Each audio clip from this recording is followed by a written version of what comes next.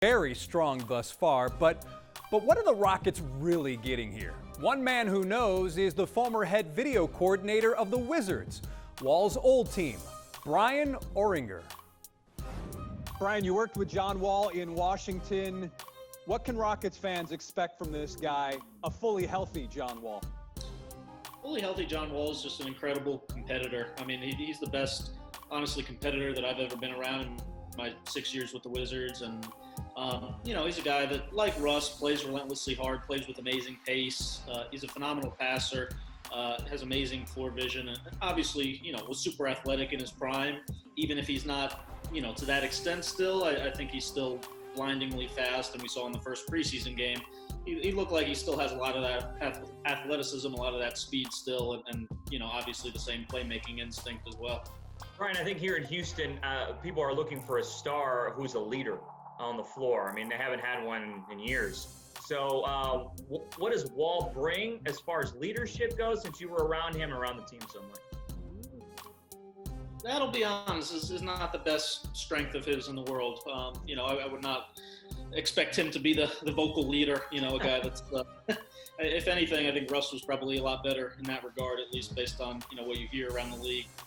Well, assuming that James stays, how will those two fit together? Yeah, I mean, it's definitely an interesting fit, similar to the way him and Russ was just unique. I mean, they're both, obviously incredible ball handlers, impossible to guard one-on-one.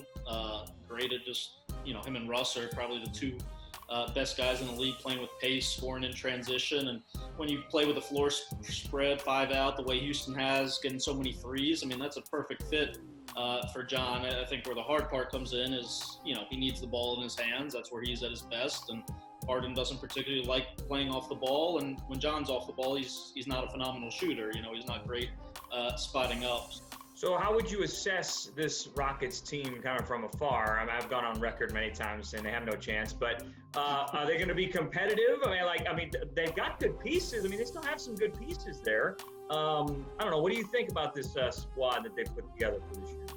Yeah, I mean, ultimately it's all going to be about Harden and his buy-in, whatever ends up happening with that. Because, I mean, I agree. I think on paper, they still have a really strong, solid top 4, 5-ish roster in the West. I thought Cousins looked great in the first preseason game. I think Christian Wood gives them a new dynamic as a rolling 5-man, a real lob guy. I think it's a good enough roster, and I hope they're able to get him to buy in with 3 years left on the deal and, prove he's worth it. I think the appealing thing for James is not being the guy. I mean, look at all the teams that he's interested in going to.